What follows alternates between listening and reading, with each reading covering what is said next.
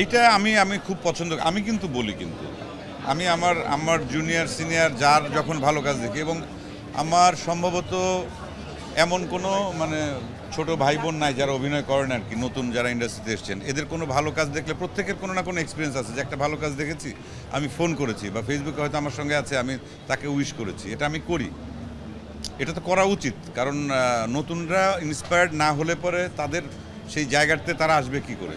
আর কলকাতার ক্ষেত্রে যদি আমি বলি, বুম্বাদা আমাকে নিয়ে যে কথা আসলে বলেছেন এটা আনএক্সপেক্টেড, এটা আমি আশাই করি না যে উনি ওনার মতো এত সিনিয়র একজন অ্যাক্টর এবং ওনার কী অবস্থান সেটা নতুন করে আমাদের বলার কিছু নেই।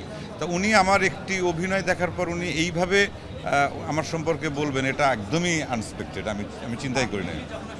পাবলিকলি আমি তখন আমি খুব ইমোশনাল হয়ে গেছি, এবং উনি হ্যাঁ, তা এটা এটা করা উচিত।